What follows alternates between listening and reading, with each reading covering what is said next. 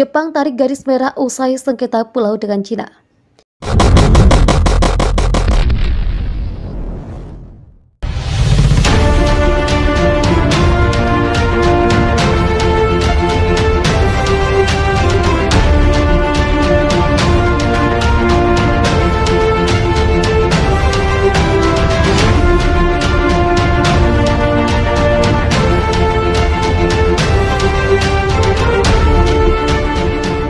Jepang menarik garis merah di sekitar rantai pulau yang juga diklaim oleh Cina, mendorong kembali sikap militer Beijing yang semakin agresif dan bersiap untuk potensi pertikaian antara dua kekuatan terbesar di kawasan itu.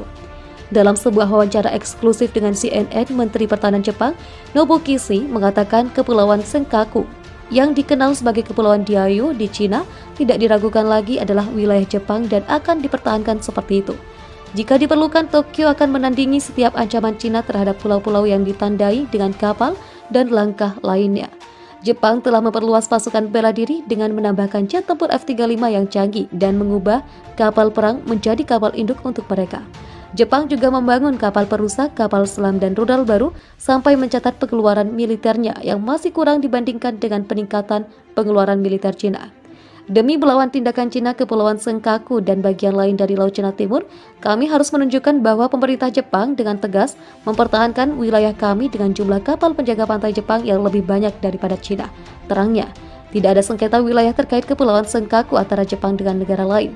Tambahnya, ketegangan atas Kepulauan Senkaku yang tak berpenghuni ini 1.200 mil barat daya Tokyo, tetapi dari Shanghai hanya sepertiga dari jarak tersebut, telah memanas selama bertahun-tahun dan klaim atas mereka sudah ada sejak berabad-abad yang lalu. Ketika ketegangan melonjak terhadap pulau-pulau itu pada 2012, hal itu memicu gelombang sentimen nasionalis di Cina. Protes publik pecah di puluhan kota di Cina dengan mobil-mobil bermerek Jepang dihancurkan, toko-toko dan restoran Jepang dirusak, dan puing-puing dilemparkan ke kedutaan besar Jepang di Beijing. Di tingkat pemerintahan, Cina sama kerasnya seperti Kishi mengklaim Kepulauan Senkaku.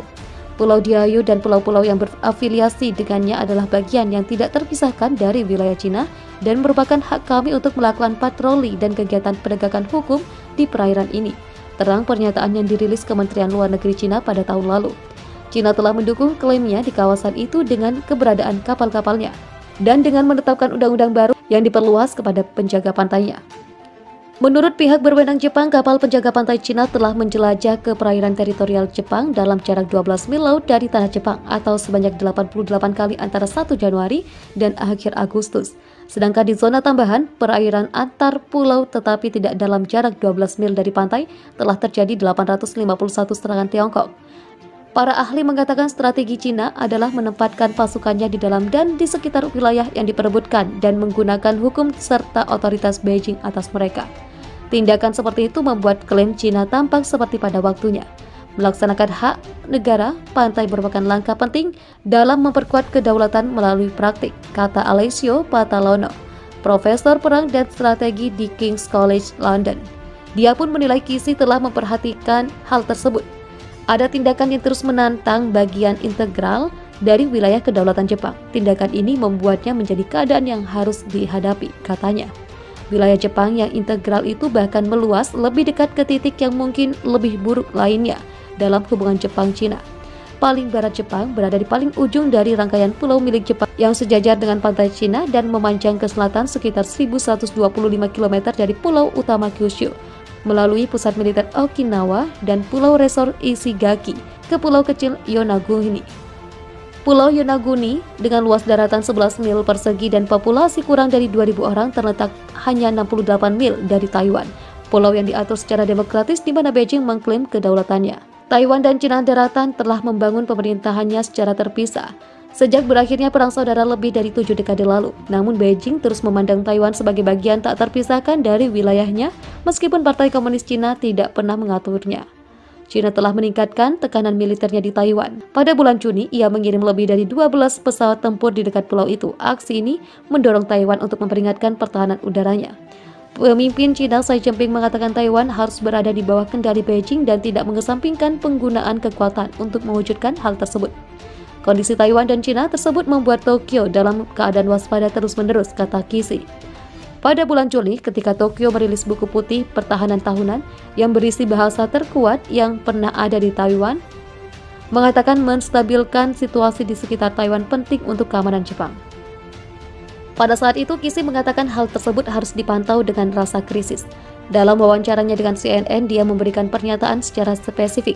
Apa yang terjadi di Taiwan secara langsung terkait dengan Jepang, katanya, seraya mencatat bahwa pulau itu berada di atas jalur energi negaranya. 90% energi yang digunakan Jepang diimpor melalui daerah sekitar Taiwan, kata Kishi. Kerentanan inilah yang harus dicegah oleh Tokyo. Apakah yang terjadi di Taiwan kemungkinan bisa menjadi masalah bagi Jepang, dan dalam hal ini Jepang harus mengambil tanggapan yang diperlukan untuk situasi itu, kata Kishi sambil menekankan bahwa ketegangan harus disebarkan melalui dialog, bukan kekerasan. Tapi Tokyo tidak hanya menggunakan kata-kata untuk mendukung klaimnya, mereka juga meningkatkan pertahanan militernya, menempatkan rudal dan pasukan di Yonaguni, dan berencana untuk melakukan hal yang sama ke dekat Ishigaki dalam waktu dekat.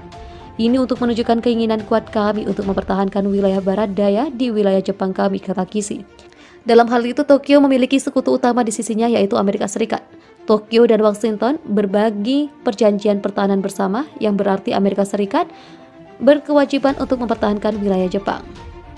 Presiden Amerika Serikat Joe Biden menegaskan kembali komitmen keamanan itu tak lama setelah pelantikannya pada Januari dengan pernyataan Gedung Putih yang secara khusus menyebutkan Senkaku. Kishi mengatakan minggu ini bahwa kedua aliansi sedang diperkuat, dan dalam mengomentari situasi Senkaku, ia juga mengatakan Washington mendukung Tokyo. Kami akan terus melakukan pelatihan bilateral dengan Amerika Serikat dan pelatihan multilateral dengan mitra lain untuk memperkuat sikap kami dan berkontribusi pada perdamaian dan stabilitas kawasan ini. Katanya mencatat bahwa latihan angkatan laut telah diadakan atau dijadwalkan dengan mitra Jepang termasuk Perancis, Inggris, dan Jerman. Sambil menyusun kemitraan, Jepang juga meningkatkan persenjataannya sendiri, termasuk mengembangkan dan memperoleh sistem senjata yang dapat menyerang daerah-daerah jauh di luar wilayah Jepang.